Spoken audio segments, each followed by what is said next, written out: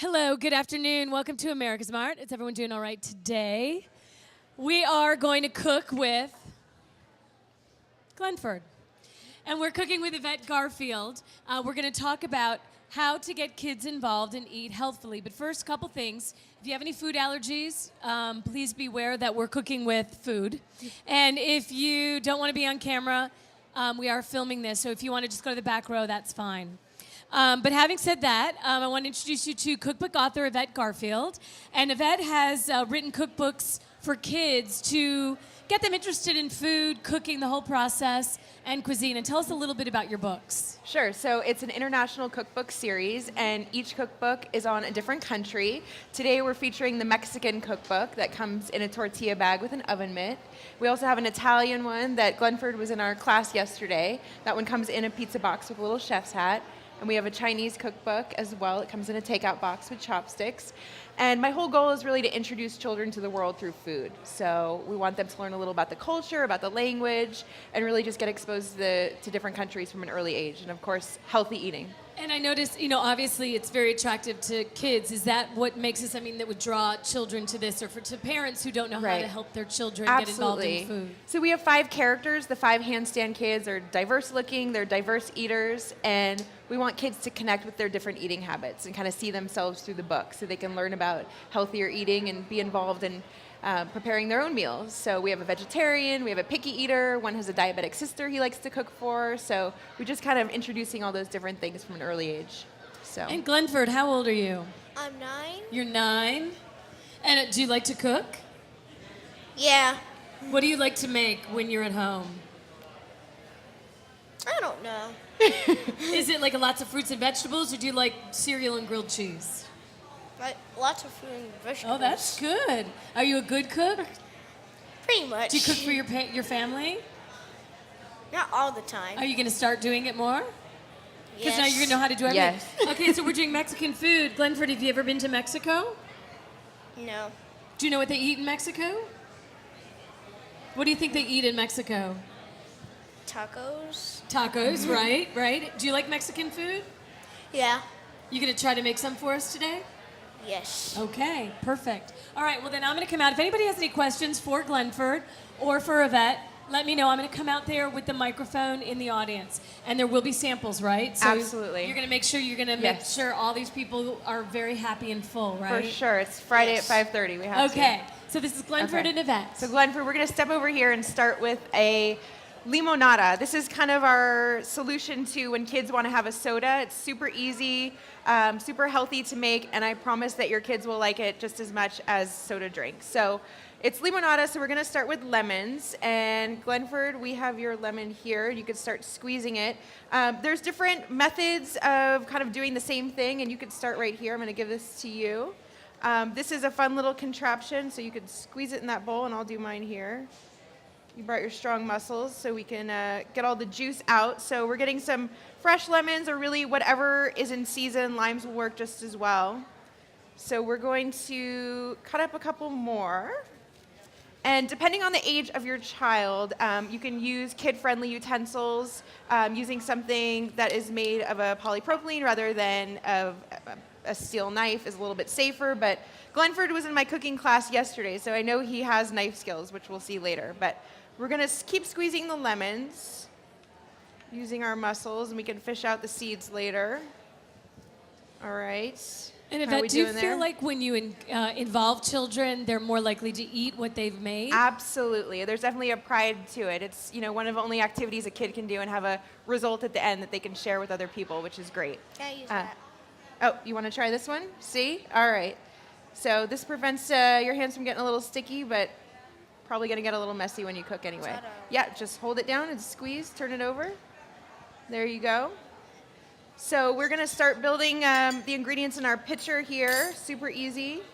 We're going to add in our lemon juice. All right, Glenford, you ready to add in your lemon juice to it? Yes. All right, you got He's all working the juice hard. out of there. He is. So when you work hard, you're going to appreciate what you eat a little more at the end. So we've got our lemons for our limonada, and then we're each going to add in some frozen orange juice concentrate. So it's super easy to find in the market. You want to get it so it's 100% oranges, right? Yes. Yes. No, none of that icky artificial sugar added. So go ahead and pour yours in, right? Okay, 2 hands. Perfect. There we go. Look at that. He even has presentation skills. He Does. poured it towards us. And so it stays cool, and if you want to serve this at a party, and it substitutes as ice, are frozen strawberries. And you can use any berry. Frozen fruit is generally a little less expensive than getting the fresh fruit. And I'm going to let you pour that in there. Okay. Slowly, there we go. All right, all the way. And then we know that we've done a good job when we pour in the sparkling water and it starts to fizz. All right, I'm going to pour it in. You let me know when it's fizzing. You see it? I see some bubbles there, so that means it's working. All right, there we go. So super easy. And Glenford, you're going to stir this up. Bottle down. Stir this up for us and make sure the strawberries and all the ingredients get mixed through. And then to make it super fancy, if you're having a party and want to serve this for a kid's party, just take some fresh mint, tear it up, and throw it in there. So again, for adults, it is Friday night. You could add a little something else to it and make it a different kind of drink. But for a kid's class, we'll keep it like this. So we're going to have everyone kind of sample it. Ruth is going to come up and pour it out and sample some around. So what did you think of that, Glenford? Was that easy to do? You could do that at home? Would you try it instead of soda? Yeah. All right. See, that's a good point. Instead of diet soda, when your Exactly. kids ask for something to drink and they want something fizzy and sweet. And it is. It has a lot of sweetness, and I think they think it's cool that there are the floating berries in it, which makes it fun. And each time you can make it a little bit different. Could you do it with other berries, other flavors? Exactly. So we used blueberries in our cooking class yesterday. I saw Glenford like those, so you could try that. All right, and if you have kids who don't really like fruits and vegetables, this is a good way to work in some fruit there. So we did the hard work, so we should taste it first. What do you think? Yeah. Cheers. Pretty good, right? Mm-hmm. Okay. Just as good as soda. All right. All right, so Ruth's going to sample that out so you guys can taste it and prove that it's just as good. You ready to move on to the next recipe? Yes, I am. Okay, sounds good. All right, so we're going to make something that can be an after-school snack. It can go in a lunchbox, and it could just be a family dessert. And again, no added sugar, none of the other icky preservative stuff, just easy ingredients that the whole family will like. Okay, you ready? Yes. So we are going to make Applicious taquitos, and we're going to start with fresh apples. You can use green. We have Red Delicious, and this is a Fuji. So Glenford is going to be our apple slicer. He's going to use his muscles.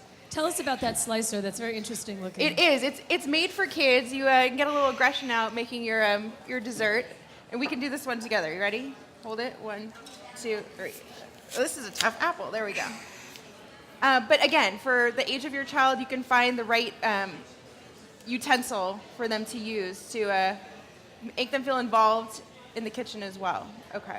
So we have some apples here, and Glenford is going to help me slice a few of them. You can pull that out. Okay. Where did I put these? Yeah, we're going to slice these. I saw your knife skills yesterday, so you're just going to hold it and cut it into a few pieces, and I'm going to do some here as well. All right. Look at that. He's smiling with that knife. Mom, are you okay He's with excited, but I know he knows how to use it. I'm going to grab this knife here. Oop. So Sorry, which way it's should okay. I, cut So we're going to put it down, right? And we're going to do it together. And we're just going to slice into little bite-sized pieces. So the goal is to get it into a bite where you don't have to cut it up once you're eating it. So it's going to go in a mixture. All right? Nice. Okay. So He we're going does to have slice. some good knife skills there. You weren't kidding. He's pretty good. His sister was there yesterday too. 5 years old. She knew what she was doing. So we're going to put it in this bowl when we're done. So it's a good way to cook with your kids. It's a nice family activity in the evening. And again, the more you can get them cooking from an early age, the more they're likely to try different foods. And they may not try it the first time, the second, or the third, but like we had a kid in one of our classes who was, I think, had an actual phobia of avocados, just didn't want to be around them. And I got an email from her mom about a month after the class saying that she tasted guacamole, and it was a big success for us. So She's still here to tell the tale. she is, and she liked it, so that we're trying to do the repeated exposure, so kids will not be wary of certain fruits and vegetables, but just kind of part of what they're eating on a regular Right. basis. And cooking for themselves as well. Right. So there we go.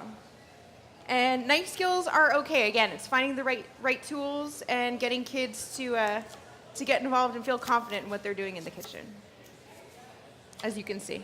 How would you teach? I mean, if you had a child, how old are you again, Glenford? 9. 9. So, say a 9-year-old. How do you teach them the knife skills? Is it something that you would use that certain kind of knife? I remind them that they brought their bear claw with them, so we want to tuck all our fingers in and just start from one side and think of it as like a little saw. So you don't have to put all the pressure at once, but just kind of work your way through it. So using the serration is actually, I think, safer than a straight blade. But again, using this type of material is probably the best way to go. So if you do hit the skin, there's no real safety issue. So, Great. all right, we have got a lot of apples going on here, Glenford. I think we've got just about enough. What do you think? Yes. Pretty good? Did anyone get to taste the limonada yet? It's pretty good. Pretty good? Okay. What'd you think of Awesome. it? Very nice, thank you. Okay. Very All right, refreshing. We are going to move on from our apples because I think we're doing such a good job here. We've done enough. And we are going to pour in, this is applesauce. It's just pure apples. You want to make sure you're reading your labels and the kid kind of knows how to find out what's in here and what's not. And the only ingredients in here is apples. That's the way applesauce should be. And we're going to add cinnamon and kind of dress it up, but we're going to go ahead and use this. Maybe pour about half that in there. Okay. Very good. And we know Perfect. apples are a mainstay with kids. Absolutely. Almost all kids love apples. Right. And the flavor of the apple can be brought into lots of different types of food. You want to go ahead and mix that a little bit? Sure. Kind of toss it up. And I'm going to put in, this is just fresh cinnamon that's just been ground, and we're just going to add it in. Cinnamon's a great spice to use. Kids, it might be a little exotic flavor, but it's brought into food like this. Again, they get familiar with it, and it's a lot of fun. Okay, so we've got our cinnamon. It's looking good. How you doing, Glenford? Is this tough work? No. You're You enjoying doing all it? right? You're not working up a sweat yet? Okay. So just I'm checking. going to turn on the griddle here, and I think it's okay to have kids near, the oven and things. We just talk about kitchen safety and how this is off limits at a certain age, but I think we're fine here. Glenford, you and I are each going to get our own tortilla. Now, this is a whole wheat tortilla. It's just as easy to find in any market right next to your regular corn or flour, but the whole wheat is more fiber and less carbs, so it's the way to go, and kids like them. So what we're going to do here is we're going to paint our tortillas. Does that sound good? Yes. You are going to use your paintbrush and just paint one side, okay? And we're going to coat that. That's going to be the outside of our Appalicious taquitos. And what are you coating it with? We are coating it with vegetable oil. You can use canola. You can even use olive, a milder olive. But yeah, we want to stick with the healthier oils. We want to coat the whole side. See, Glenford, you're an artist too. I didn't know Exactly. that. Bring a little art into the kitchen. When we've coated it, that looks perfect. We're going to flip it over. Okay? And then I'm going to show you, we're going to put a little bit of this mixture at one end of our tortilla. So maybe about 2 tablespoons. That looks good. You want to do yours? Should I put Yes. it over? Okay. So you're going to use the tongs and just put it one end. Okay. Make sure the fire is getting warm. Alrighty. Looking good. And then what we're going to do, once we get all the apple mixture in, is we're just going to try to roll it like a little flute. Okay? That looks like a good amount. All right, and then we're gonna just take our pincher fingers from the end where the apple is, right? And we're just gonna try to roll it just like a little cylinder or a little flute like that. Perfect. All right, and I'm going to take yours and put it on the skillet. Okay, and you're gonna work on a second one. We're gonna finish up that apple mixture so everyone can get a bite. Okay, so again, we're going to coat that one side.